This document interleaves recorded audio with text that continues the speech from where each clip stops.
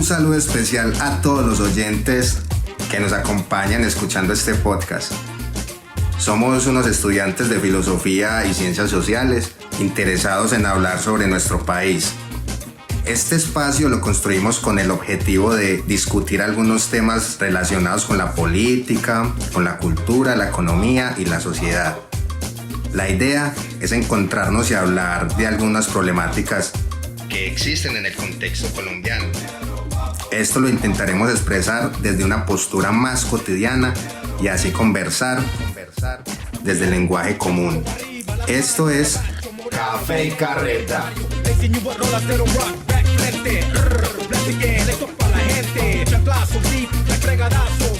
Hola Camilo, ¿cómo vas? Bien, mi hermano Wilder, ¿cómo va la causa? Excelente, parcero. Muy emocionado por crear este nuevo espacio con todo aquel que esté interesado. Excelente, me alegra escuchar eso. Bueno, Wilder, contale a los oyentes por qué creamos este espacio, cuál fue el interés, por qué llegamos aquí. Bueno, Cami, la iniciativa se originó por causa de un asunto más ligado a la expresión. Necesitaba difundir algunas conversaciones que normalmente se daban en medio de mi rutina, en un parque, en un pasillo, en el metro, y quería que más personas se sintieran incluidas en las opiniones que surgían en los diferentes espacios cotidianos. Luego de pensar esta iniciativa te invité a participar, pero necesito saber cuáles fueron tus motivaciones para aceptar mi propuesta. Bueno, Will, la verdad desde hace un tiempo me empezó a parecer muy interesante todo este asunto de los podcasts y cómo llegaba a la cotidianidad de los sujetos. Vos sabés que estamos en una era de la tecnología y todo este asunto de los podcasts ha influido mucho también en la cotidianidad del sujeto. Entonces estoy hablando específicamente como de un bus, de un taxi, una cafetería, el metro, una caminata, como lo digo, lugares cotidianos. La verdad me interesa que la gente busque ser más crítica de su rol en la sociedad y al mismo tiempo de esas personas que se encuentran en el poder, pues básicamente de toda la sociedad, ser críticos de nosotros mismos y de los otros, ¿cierto? Entendiendo esas dinámicas sociales y haciendo un llamado a la misma participación política del sujeto. La idea es traer de manera más sencilla a la población algunos temas que se dan dentro de la sociedad. No es solo un asunto de conversación, sino también algo educativo que pueda integrar esas cosas que de pronto no se escuchan en la escuela. Esta introducción quiero que también sea un llamado a todos los que nos escuchan y participen de este Café y Carreta. Siéntese, tome su café, su pola, su agüita y háganos preguntas. Y responda a lo que preguntamos también aquí, porque de esa manera se empieza a ser crítico de la sociedad.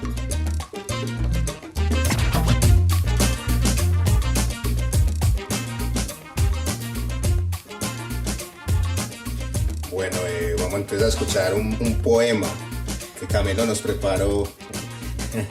Muy querido el hombre, nos preparó un poemita como para empezar nuestra temática. Bueno, sí, es bueno empezar con estos asuntos también literarios que se dan dentro de la sociedad y haciéndole también una crítica a la situación que vivimos en Colombia. Todos los que vivimos aquí sabemos que es un contexto muy difícil, que vivimos en un país muy violento, que se caracteriza pues por un montón de situaciones muy complejas, pero a la vez un país hermoso también. Entonces, el día de hoy les traemos un poema llamado La Patria, de María Mercedes Carranza.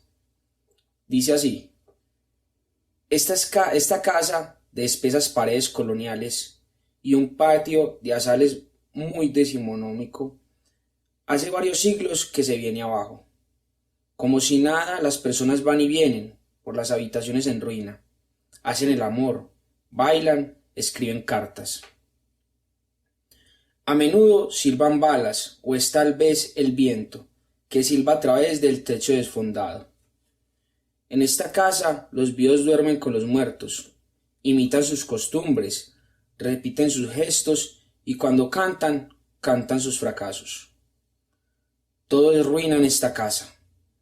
Están en ruina el abrazo y la música, el destino. Cada mañana las risas son ruina, las lágrimas, el silencio, los sueños.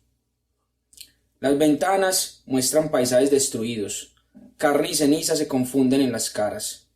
En las bocas las palabras se revuelven con miedo. En esta casa todos estamos enterrados vivos. María Mercedes Carranza. Bueno, para darle un poquito de contexto al poema, para los que no la conozcan, María Mercedes Carranza era una poeta colombiana, nacida en 1945 en Bogotá, y que lastimamos pues su fallecimiento en 2003, a sus 58 años. Una poeta que realmente le ha hecho una crítica muy grande a todos esos procesos que suceden en Colombia, de una manera como hacer resistencia a la vez a todo esto, más allá de la política, más allá de ponerse a hacer pues otro tipo de situaciones, también por medio de la escritura, hacer como una especie de resistencia. Fue integrante de la Asamblea Nacional Constituyente y lastimosamente murió de una sobredosis. No la conocías por ahí. No tenía ni idea. Ah, perfecto, pero no, aquí estamos es para eso, para conocer de pronto los personajes que no tenemos en cuenta muchas veces.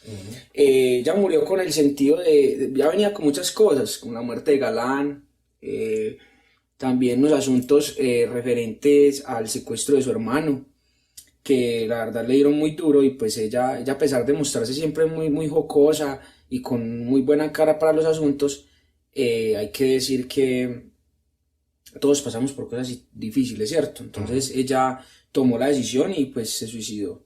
Pero bueno, nos queda su legado y su hermosa poesía. Entonces ya saben, muchachos, La Patria de María Mercedes Carranza. Eso es lo que queda después de que colgamos los guayos. Listo. Bueno, entonces, parce, entonces a lo que vinimos. El tema de hoy será la participación política de los colombianos en las pasadas elecciones legislativas del 13 de marzo. ¿Cómo te sentiste ese día? ¿El ambiente qué tal? ¿El ambiente electoral y la participación de la gente? ¿Fuiste a votar? Mi hermano, pues desde mi experiencia vi mucha gente en las calles haciendo uso del derecho al voto. Yo también fui a votar. Hay que analizar unas cosas inicialmente, ¿cierto?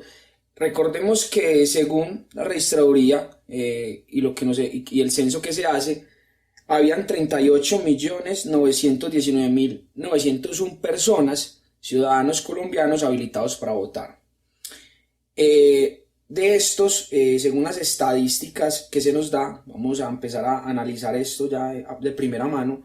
Para el Senado votaron 18.034.781 para este 2022, ¿cierto? Esto nos daría un 46,45%. Hay que tener en cuenta que ya para el día de hoy ya se está haciendo pues un conteo exacto de los votos, y que antes teníamos un preconteo, pero ya ahora pues tenemos un análisis mayor. Muchas personas estaban muy asustadas porque veían mucha gente que realmente no hizo parte y esperaban que fuera más activa. A comparación, según las estadísticas que nos da la registraduría, hace 4 años ya participaron 17 millones. Entonces, 17.794.000.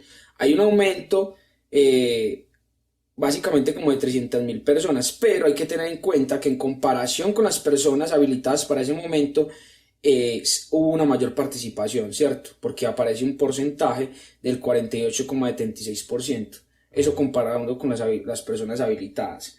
Para la Cámara, estamos hablando del Senado, para la Cámara de Representantes votaron pues casi las mismas personas, 18.413.467 personas, dándole un 47% de participación, ¿cierto? Y en comparación del año también subió. Hace 4 años votaron 17.806.000 personas, y podemos ver pues que también hubo un aumento de esto. Hay cositas pues para analizar. También recordemos que en estas votaciones teníamos una situación, y era las coaliciones para elegir un presidente, un candidato a la presidencia por cada una de las coaliciones. Teníamos 3 coaliciones, ¿cierto? Teníamos la del Centro Esperanza, la del Pacto Histórico y el de Equipo por la Vida. Para el Centro Esperanza participaron 2.287.603 personas. Esto viene siendo un 5,89%. Sabemos que para este tipo de votaciones no es muy grande, la participación ciudadana, ¿cierto? Porque están más interesados en saber de entrada cuál presidente queda, pero que hacemos un llamado también de que es importante que participen de estos procesos. Yo sé que algunos también, hay que tener en cuenta que algunos también están en otros partidos diferentes a estos tres que se armaron aquí, ¿cierto? Para el pacto histórico vemos una participación muy numerosa, fue de las tres, de los tres procesos pues, de las coaliciones en la elección del precandidato. Fue la que obtuvo más votos, que sería 5.818.375, con un porcentaje del 14,98%. Y ya, por último, tenemos el equipo por Colombia, que fue el segundo más votado también, ¿cierto? Sería de 4.145.691, con una participación del 10%, ¿cierto? Hay que analizar algo muy interesante que también debemos de tener en cuenta a profundidad, y es el asunto de los votos en blanco y los votos nulos. Bueno, el voto en blanco, a comparación de hace 4 años, disminuyó un poco, ¿cierto? Una disminución del voto en blanco de aproximadamente 2.000 personas. Eso es demasiado, pues muy poco a comparación de años pasados, pero realmente pues se puede analizar a profundidad de que la gente también está participando bien en estos procesos. Por parte del Senado nos aparece pues que solo hubo 1.181.000 personas que votaron en blanco. Por la Cámara aparece 1.200.000, o sea que vemos que votaron más en blanco por parte del Senado. Y en los votos nulos, que ahorita hablaremos un poco de eso, muy interesante el asunto de los votos nulos, vemos que disminuyeron los votos nulos. Entonces podemos decir que hay un aprendizaje de que sabemos votar o que no están dañando el votico, ¿cierto? Eso es lo que podemos ver en comparación de años pasados, porque para este caso se dieron unos votos nulos de 819.911 votos nulos, y hace 4 años tuvimos la experiencia de 1.151.000, o sea que la gente, esto nos puede decir que de pronto la gente está aprendiendo a votar, o en ese sentido técnico pues de señalar bien, o también de que no se ponen a escribir cosas allí y lo votan nada más, ¿cierto? Parce, yo le pregunté a mi mamá que por qué no había votado, y me dijo que yo taché la C, pues me imagino que es como los conservadores, entonces bien, pues por lo menos ahí no voto. Claro. El botico. Al menos mal no le salió nulo, pero bien, entonces vemos que eso va avanzando con profundidad. En la Cámara aparecen votos nulos también 955.000, eso es mucha cantidad de votos nulos, pero pues es menor a la de hace 4 años, que aparecía con 1.600.000, ¿cierto?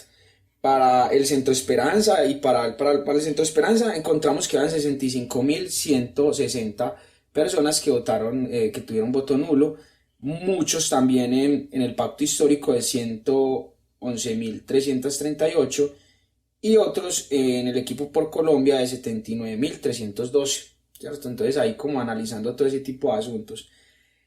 Bueno, ya después de analizar esto, Wilder, a vos, ¿cómo te parecieron, según lo que hiciste en las calles y los mismos canales de televisión o radio, este proceso pues de votación, las campañas pues que se hicieron y demás, que viste ahí, que nos puedas contar o que experimentaste? Pues bueno, a mí siempre me ha llamado la atención el ambiente que se gesta alrededor de las elecciones, porque pasa de ser un domingo ordinario a un día con mucha más actividad, gran gente pues movilizándose, gran cantidad de gente movilizándose por las vías de la ciudad, y el acto de votar ahora parece ser importante, pues ese día pareciera ser importante, aunque después solo pasa a formar parte de los temas a abordarse en un día común y corriente, pues.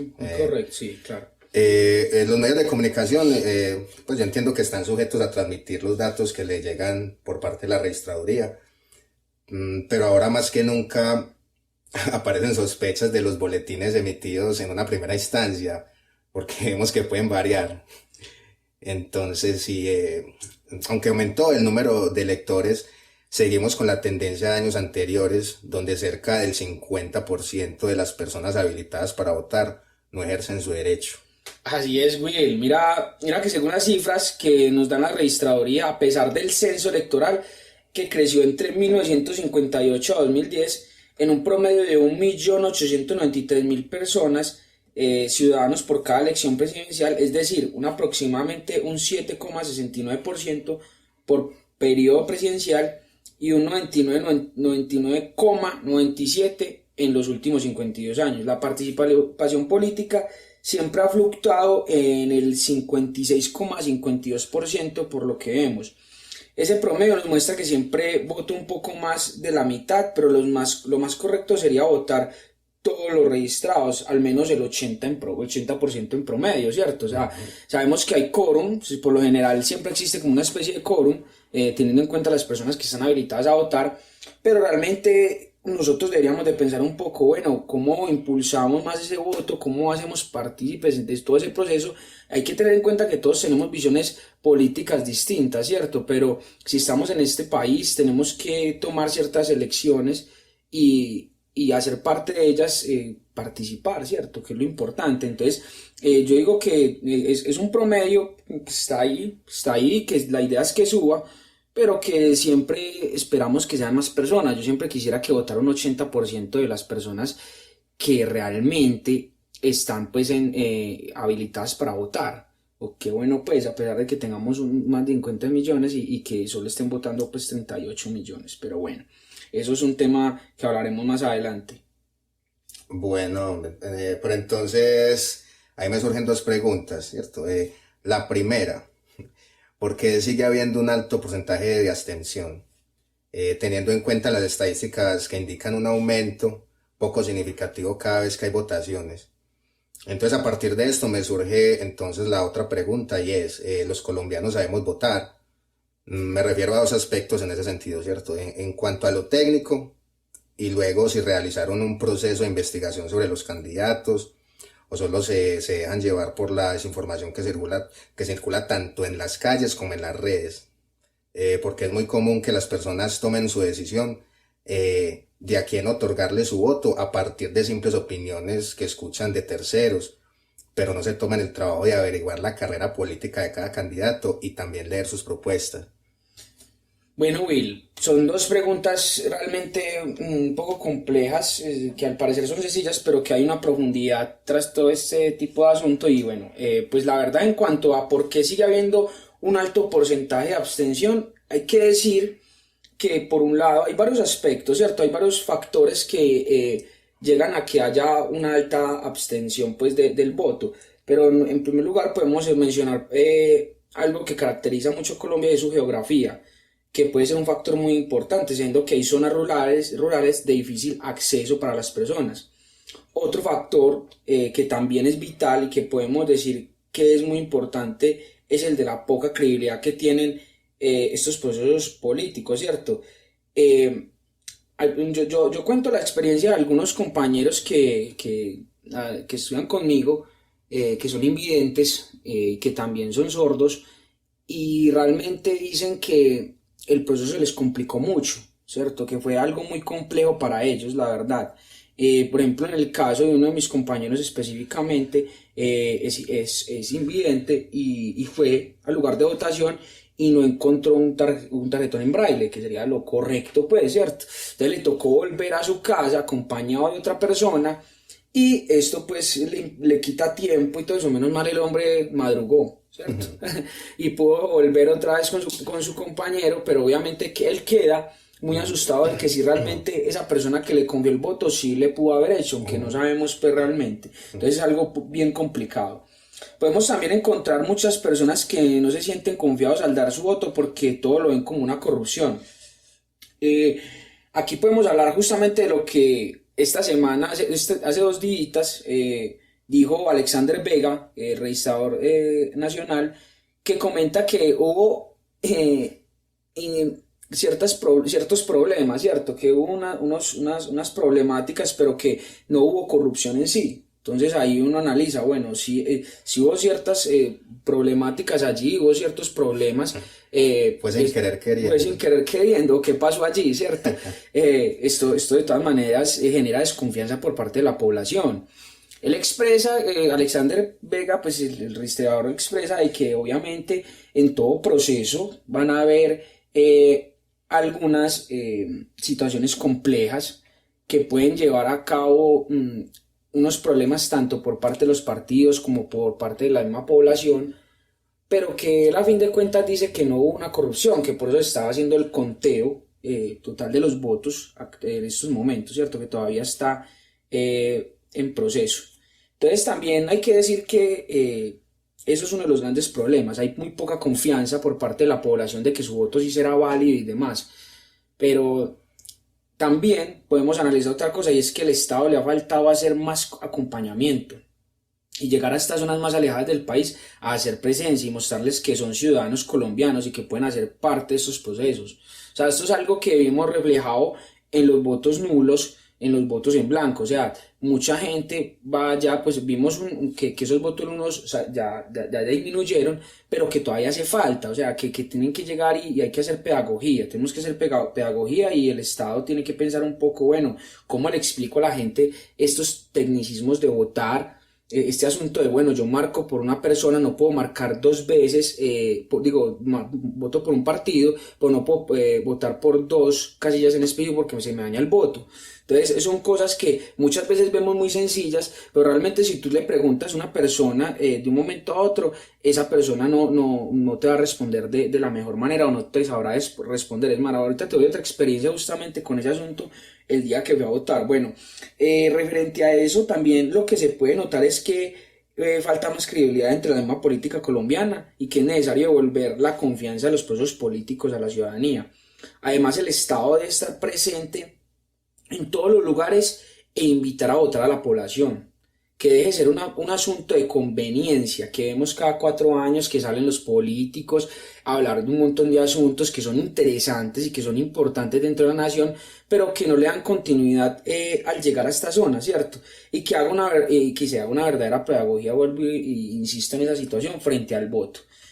Con la segunda pregunta, Will, ¿qué podemos decir? Los colombianos sabemos votar.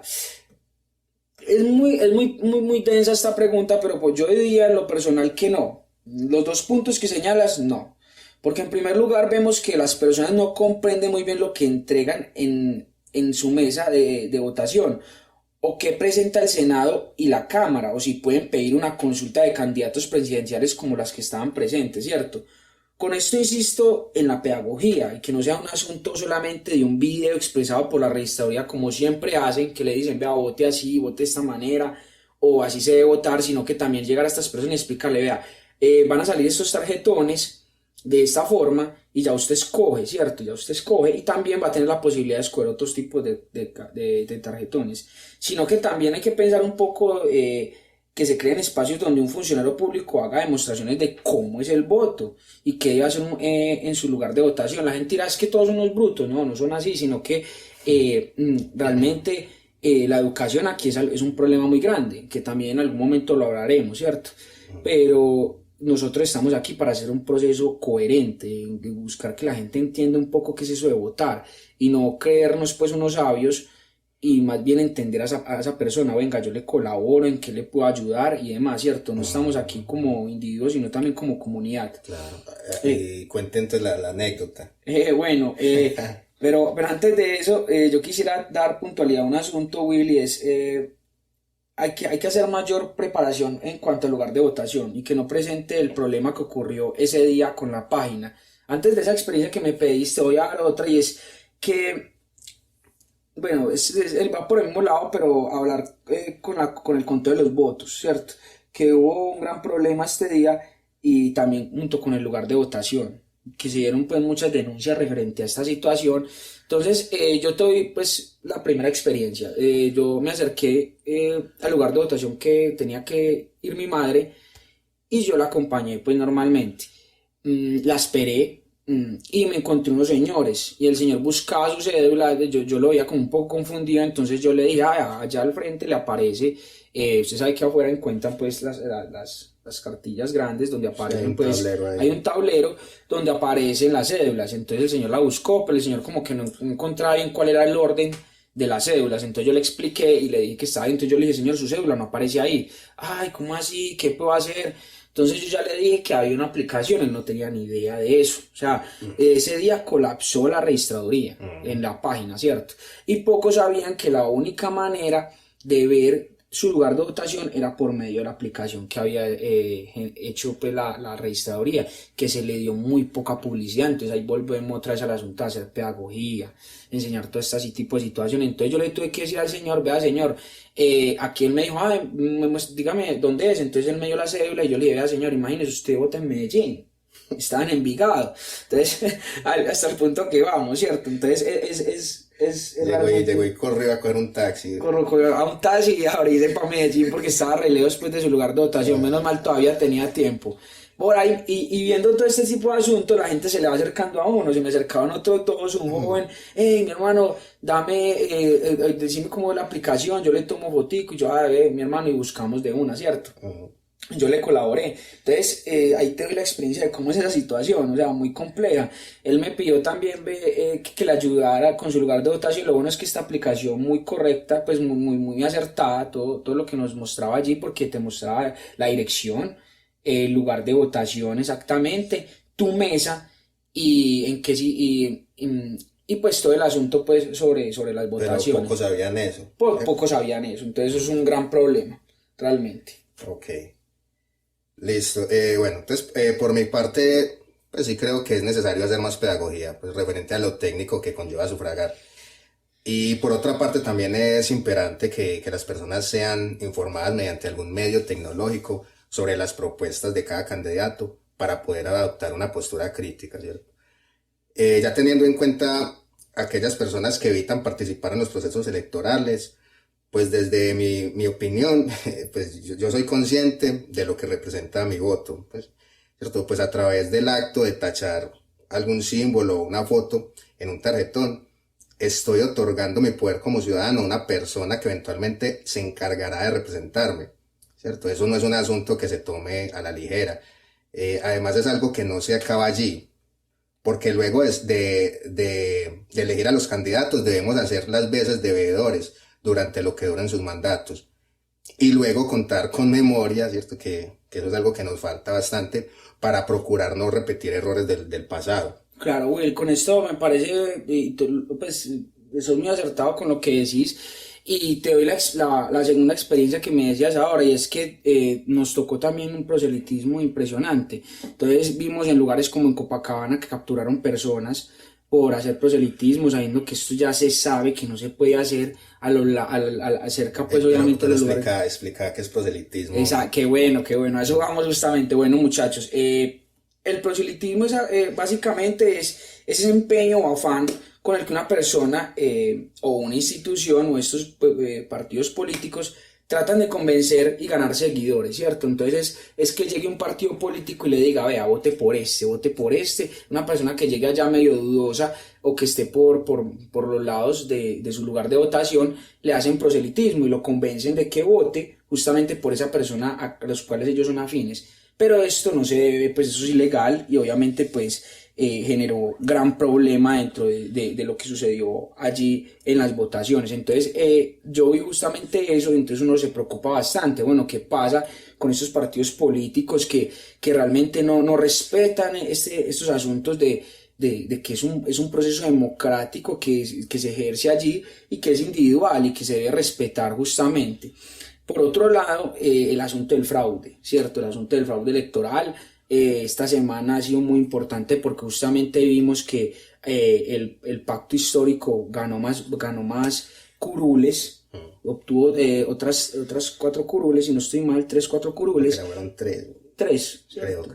Básicamente. Y vemos que también otros partidos también aumentaron unos curules. Entonces ahí también otra vez la desconfianza de la gente. Pensar un poco que este asunto es muy complejo y que la gente se siente un poco enfadada con estos asuntos. Ahí pensamos, hace más vigilancia se debe de tener más vigilancia por parte de la registraduría y por parte del Estado, velar por este proceso, ¿cierto? Estar más pendiente de todo este tipo de asuntos. Bueno, Will, me parece que lo que has dicho desde antemano es claro y que cada ciudadano debería tener presente lo que significa ese voto. tener en cuenta de que eso no es un asunto así tan sencillo. No vamos a ponerlo aquí que eso es un poder como que entonces es lo más poderoso que hay y que justamente ellos tienen que tener en cuenta eso como si ellos fueran a elegir todo lo que sucede en Colombia, no. Pero sí es claro de que es un asunto que hay que hacerlo con responsabilidad, con respeto por la misma nación, por lo que usted desea y demás, ¿cierto? Si aquellos pues que se consideren de esta nación. De igual forma, hay que decir que no todos piensan que esa forma de elección por el voto sea la más adecuada para dejar que otro gobierne.